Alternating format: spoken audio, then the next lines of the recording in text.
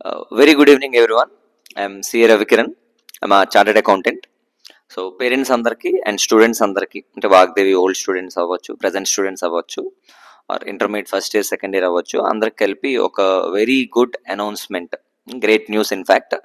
So as a faculty మేము టీచింగ్కి ఎంత కష్టపడతాం, మార్నింగ్ నుంచి ఈవినింగ్ వరకు కంప్లీట్గా and continues updates. As you all know, CA syllabus ఎప్పటికప్పుడు అలా చేంజ్ అవుతూ ఉంటుంది అనమాట. అండ్ మేము అది చెప్పాలంటే ఫస్ట్ మెయిన్ చదవాలి. సో ఎంత కష్టపడతాం, రోజుకి ఎన్ని అవర్స్ చదువుతాం, ఎన్ని అవర్స్ క్లాసులు చెప్తాం అనేది we all know. And lot of students also they know how much of hard work that we do అని. Okay, so at the same time నిన్న వచ్చిన సిఏ ఫౌండేషన్ రిజల్ట్స్లో ప్రీవియస్గా లాస్ట్ మంత్లో సిఎంఏ ఫౌండేషన్ రిజల్ట్స్ వచ్చాయి. అందులో ఆల్మోస్ట్ 45 స్టూడెంట్స్లో 42 స్టూడెంట్స్ పాస్ అయ్యారు. And Visakhapatnam and Vizianagaram, Srikakulam అన్నిటికీ కలిపి కామన్గా ఒకే సెంటర్ ఉంటుంది విశాఖపట్నంలో. అండ్ ఆ సెంటర్ నుంచి ఆల్మోస్ట్ ఒక 200 స్టూడెంట్స్ రాశారు. అందులో district first 338 marks out of 400 రావడం జరిగింది. ఇది లాస్ట్ మంత్. అండ్ టాప్ 10లో 7 స్టూడెంట్స్ సేమ్ క్లాస్ రూమ్ నుంచి రావడం జరిగింది. అండ్ సేమ్ మేము చెప్పిన క్లాస్ మన కాలేజ్లో ఎవరైతే 40-45 స్టూడెంట్స్ ఉన్నారో వాళ్ళల్లో నుంచి విశాఖపట్నంలో వచ్చిన టాప్ 10లో ఒక 7 స్టూడెంట్స్ ఒకే క్లాస్ నుంచి రావడం జరిగింది. 338 మార్క్స్తో హైయెస్ట్. ఇది లాస్ట్ మంత్.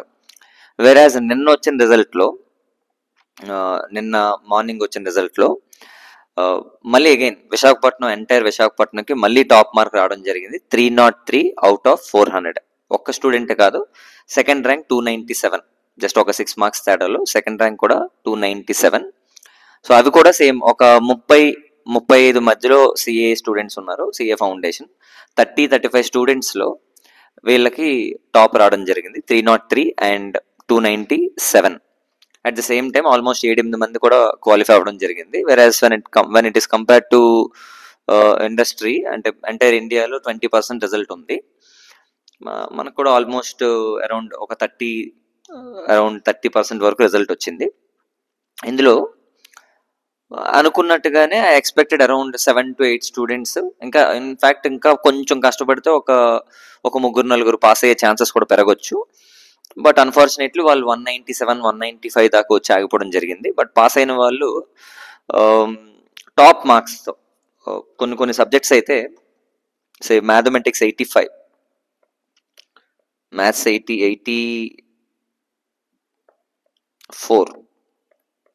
84 రావడం జరిగింది. ఈవెన్ ఎకనామిక్స్ 81 ఒకటే కాదు, 81, ఇంకో స్టూడెంట్కి 80, ఇంకో స్టూడెంట్కి 78. సో సిఏలో ఈ మార్క్స్ ఎంత ఇంపార్టెంట్ అంటే, ఒక సబ్జెక్ట్లో ఎక్కువ మార్క్స్ వస్తే రిమైనింగ్ అన్ని తక్కువ మార్క్స్ వచ్చినా అగ్రిగేట్లో మనం విల్ పాస్. సే ఎగ్జాంపుల్, మనకి ఈచ్ సబ్జెక్ట్ 40 రావాలి 100కి. సో 3 సబ్జెక్టులు కలిపి 40 వచ్చాయి అనుకుందాం. 40 into 3, సో అన్ని కలిపి జస్ట్ పాస్ అయ్యాం 120. ఒక్క సబ్జెక్ట్లో 80 వస్తే 120 + 80 విచ్ కమ్స్ టు 200. ఓవరాల్గా will pass CA foundation. That's the impact that each subject 80 marks మనకి క్రియేట్ చేస్తాయి. సో 80 మార్క్స్ ఒక సబ్జెక్ట్లో స్కోర్ చేస్తే ఎంటైర్ గ్రూప్ పాస్ అయిపోయే ఛాన్సెస్, ఎంటైర్ ఫౌండేషన్ పాస్ అయిపోయే chances really very very high. So ఒకే student చెప్పాను మీకు 84, 80 ఇవన్నీ నేషనల్ లెవెల్ మార్క్స్. ఒక క్లాస్ రూమ్లో 30 మంది కూర్చొని ఒక క్లాస్ రూమ్లో సో ఇంతమందికి ఇంత హై స్కోర్ రావడం అనేది really appreciable. And I appreciate all the students for their hard work. Last 2 months, 2.5 months చాలా కష్టపడితే కానీ ఇలాంటివి జరగవు. సో మేము చేసింది ఒక 4.5 months, 5 months అయితే, వాళ్ళు చేసింది ఎక్స్ట్రా మళ్ళీ మాతో పాటు ఇంకా ఎక్స్ట్రాగా ఒక 2 months ఎక్స్ట్రా కష్టపడితే this will be the result. I hope you understood. And junior inter second year వాళ్ళు నెక్స్ట్ ఫౌండేషన్కి వెళ్ళబోతున్నారు.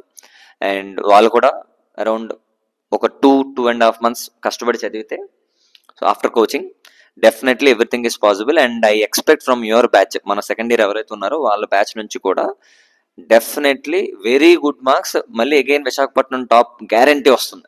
Visakhapatnam state level marks compulsory వస్తాయి. So not an issue, just need to try hard, that's it. I hope you understood. Thank you very much.